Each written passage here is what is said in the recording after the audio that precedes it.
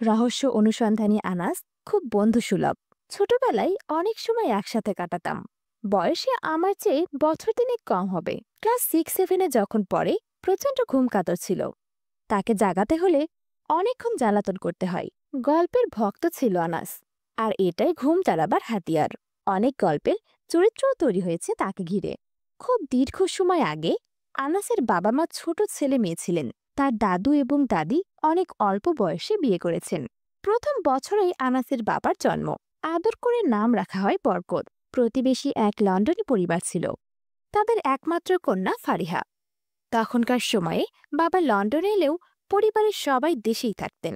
বরকত ও ফারিহা প্রায় সমবয়সী, একই স্কুলে পড়ালেখা করেছেন। আনাসের গ্রামের বাড়ি অনেক বড়, অসংখ্য গাছপালায় ভরপুর। বর্ষা এলেই প্রকৃতি শ্যামল সবুজে সাজে। ফল ফুলের গাছ ছাড়াও নানা ধরনের সবজি।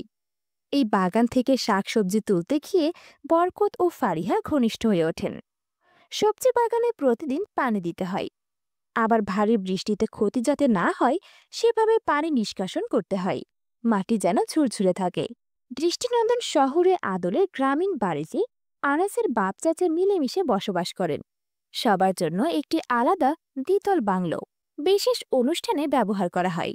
শয়নকক্ষে পৃথক বিছানার ওপর সাদা দেয়ালে বাধাই করা দুটি ছবি লটকানো। সিলেটের সুরমা ব্রিজ ও লন্ডনের টাওয়ার ব্রিজ। সুন্দরভাবে সাজানো বিছানা।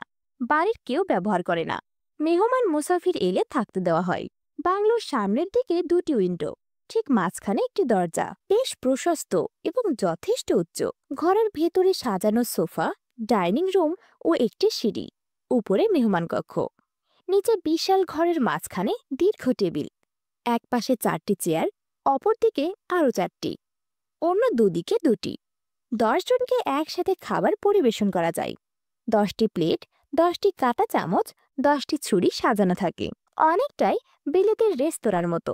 প্রাতরাশ শেষে ব্যবহৃত বাসনগুলো নিয়ে যায় কাজের বুয়া। পূর্ব দিকে সূর্য তখন সামান্য উত্তাপ ছড়াচ্ছে। জানালার দিকে রোদেলা আয়েশে বিছানায় গা এলিয়ে দিয়ে মেহমান চা খাচ্ছেন, সাথে সিগারেট। চোখে একটা ঝাপসা ভাব হলো, গা ছমছম করে, কেমন ভয় ভয় অনুভূত হয়। একসময় এটিকে ভূতের বাড়ি বলা হতো।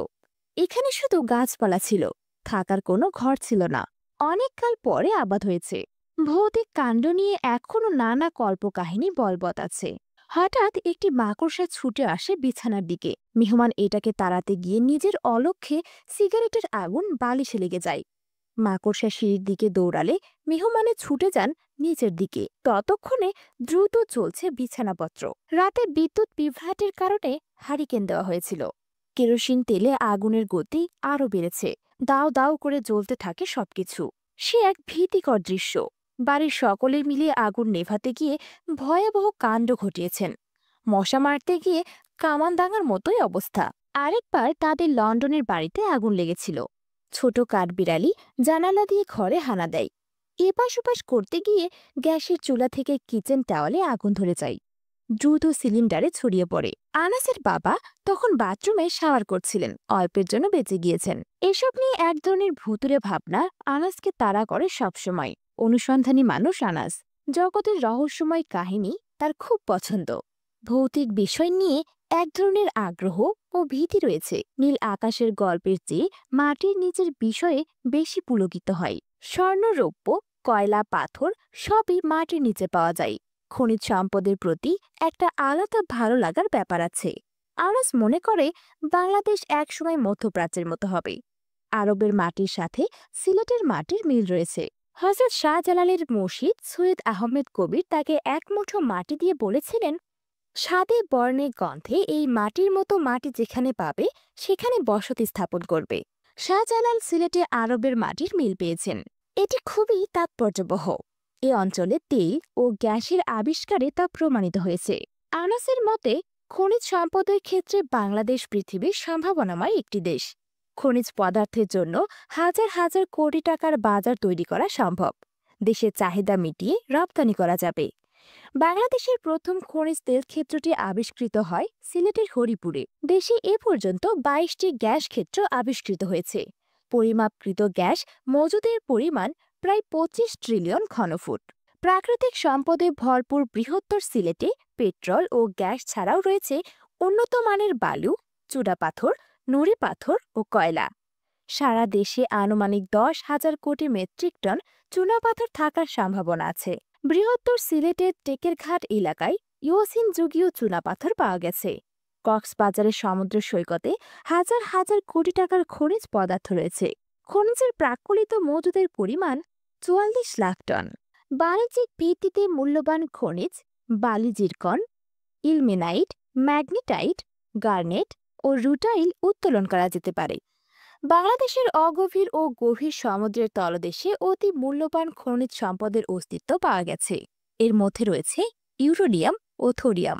তেল ও প্রাকৃতিক গ্যাসের সুবাদে 17 লাখ জনসংখ্যার দেশ কাতার মাথাপিছু আয়ের দিক থেকে বিশ্বের সবচেয়ে ধনী দেশ। আমরা নিজেদের শক্তি, সম্পদ, ঐতিহ্য ও গৌরবের কথা নিজেরাই খবর রাখি না। আনাস একবার হযরত শাহজালালকে স্বপ্নে দেখেছে। সেদিন একজন মহৎ মানুষ তার মেহমান ছিলেন। তিনি এই স্বপ্নের চমৎকার ব্যাখ্যা দিয়েছেন। তখন থেকে আনাস নিজেকে আরবীয় শেখদের মতোই চিন্তা করে। যত বিলম্বেই হোক পরিস্থিতি বদলাবে বলেই তার প্রত্যাশা। আরেকবার বন্ধুর সাথে বাংলোতে রাত কাটিয়েছিল। মাঝরাতের লম্বা ধূসর দাড়িওয়ালা সুদর্শন লোক চামড়ার অ্যাপ্রন পরে তার কাছে এসেছিলেন। বন্ধুর নড়াচড়ায় ঘুম ভেঙে গেলে আনাস আর কিছুই দেখতে পায়নি। সেদিন ঘরের দরজায় কড়া নাড়ার শব্দ সে শুনতে পেয়েছে। Knock knock knock. আঙুলের শব্দ দরজার দিক থেকেই আসছিল।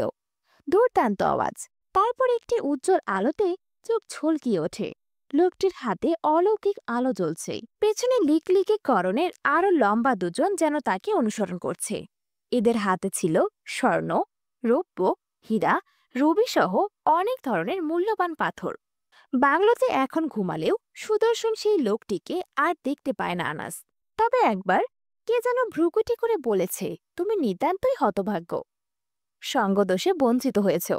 সৌভাগ্যের প্রসূতি তোমার জন্য স্বর্ণ সুরঙ্গের সন্ধান নিয়ে এসেছিল। আনাস আজও ভাবে, সত্যিই কি তাই ছিল?